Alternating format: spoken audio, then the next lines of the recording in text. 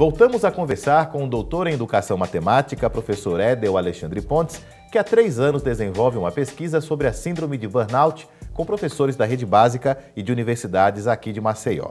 Professor, os números que o senhor mostra aqui são estarrecedores. Quer dizer que metade ou até mais dos docentes possuem o burnout. Agora, como é que o senhor chegou a esses dados? Qual o método utilizado? Entrevista? Como é que foi feito? Nós fizemos, inicialmente, aplicamos um questionário psicossocial com características sociodemográficas e um inventário. Nós temos hoje 2 bons inventários para a identificação da síndrome. O inventário, o MBI, que está associado aos sinais, aquela questão que eu falei para você, avaliar os conceitos multidimensionais, né? Seja a exaustão emocional, seja a despersonalização e seja a falta de realização profissional. E um outro inventário, que é o ISSL de LIP, que avalia os sintomas, sejam sintomas físicos, sejam sintomas psicológicos. Né? Então, o professor adoece disso, professor né? adoece. Somatiza e adoece, né? Exatamente. E é interessante que no nosso primeiro trabalho, nós fizemos com o MBI, que avaliava os sinais. O trabalho posterior foi em cima dos sintomas.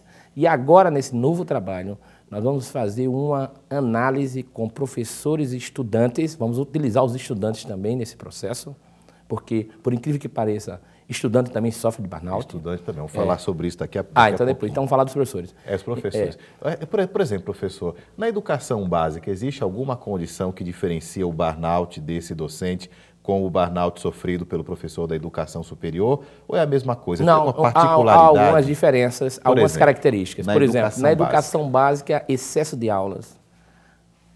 É uma questão também... Até porque, como os salários são muito baixos, os professores têm que ter muitas aulas para ter um ganho mínimo, não é? Professores, por exemplo, no nosso questionário, fazendo algumas colocações do tipo, se dá muitas aulas em relação ao que se ganha. Ao que se ganha. Então, outra coisa, o professor às vezes tem que se deslocar de um ponto da cidade até outro para garantir o emprego. Estrutura física inadequadas. Alunos totalmente desmotivados. Muitas vezes, alguns professores fazendo colocações também, violentas, fazendo colocações do tipo sem nenhum conhecimento, a mediocridade do conhecimento do aluno.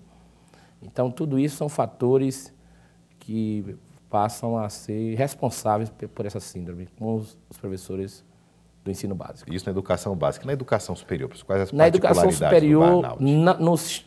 No particular, percebemos questões mais burocráticas, do tipo, por exemplo, a exigência da direção com os professores, o cumprimento de horários e etc. Então, gera, às vezes, algum tipo de desmotivação, não é a questão da desmotivação, porque eu acho que a assiduidade, a pontualidade, a cobrança, ela tem que ser necessária. Mas, às vezes, é essa falta de entrosamento entre o corpo docente e o corpo de direção. Isso tudo reflete diretamente na qualidade do ensino e da sala de aula, reflete, não é?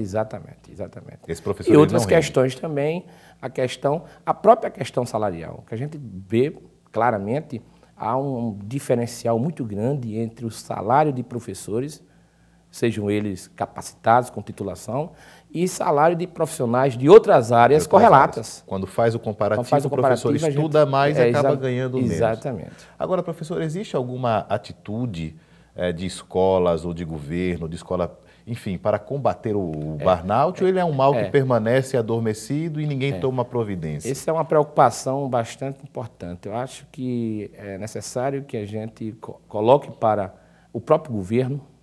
Acho que essa pesquisa que foi feita com professores do ensino básico da rede pública, deveria haver uma apresentação com o governo para que a gente pudesse fazer uma intervenção bem antes desse processo acontecer. Quer dizer, hoje não existe nenhuma ação de combate ao burnout. Hoje não. Né? Hoje, quando se trabalha com a saúde desse docente, fala-se muito em corda vocal, em voz, mas emocional, nada. Exatamente. Que é um problema sério. Muitos profissionais que pedem licença do trabalho estão acometidos do burnout. Isso, o afastamento. E outra coisa, não sabem, não foi identificado a síndrome no indivíduo. A subnotificação às vezes do foi uma burnout. questão, por exemplo, ele tinha um problema de saúde, mas estava associado à Foi uma síndrome. somatização da síndrome, exatamente. não é? Exatamente. E o senhor falava também que acomete alunos. Exatamente. Mas a escola está doente, né, Está professor? doente, exatamente. Esse é um dado muito interessante. Nós temos poucas informações, pouca literatura, e nós vamos tentar agora, a partir do próximo projeto, é exatamente esse, a gente fazer uma avaliação com professores e estudantes, utilizando os dois inventários. Vamos fazer uma associação, vamos pegar o MBI, vamos pegar o ISSL para fazer essa comparação, para tentar identificar exatamente a síndrome ocorre de que jeito, de que forma, quais são as causas, quais são as características, tanto em professores como estudantes. Quer dizer, aquele aluno que não vê sentido na aula, que não quer ir para a escola, que não Exatamente, gosta da escola, não é só uma Inclusive, existe questão um de inventário manha, né? próprio Porque para... os pais pensam que é manha, mas Exatamente. não é. Isso Não é um problema psicológico mesmo do aluno. É um sintoma psicológico. Como combater, professor? Eu acho que tem que haver um trabalho de conscientização nas escolas, no próprio governo, para que a gente possa montar uma estrutura de intervenção mesmo. Né? Eu acho que motivar o professor. De que forma devemos motivar? Devemos fazer com que a escola ela seja uma escola, seja a nossa segunda casa, que o aluno vá para a escola com vontade de aprender, com vontade de estudar, e que o professor também tenha uma certa relação de cumplicidade com a escola. E o que a gente não vê é isso. Quer dizer, o professor dá aula desmotivado, ele chega na escola, quer ir embora logo. Então é necessário que a gente faça um trabalho para mostrar que o quanto é importante investir na educação. Eu acho que a gente só vai resolver o problema desse país quando a gente tomar a educação como prioridade.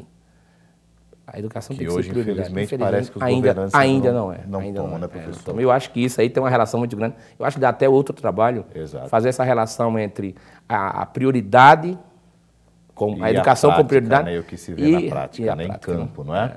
Mais um breve intervalo, professor. Daqui a pouco a gente volta com mais um pouco desse papo com o professor Edel, falando sobre o burnout dos professores e também nos alunos aqui da Rede Pública e Privada de Maceió. Conhecer? Volta já.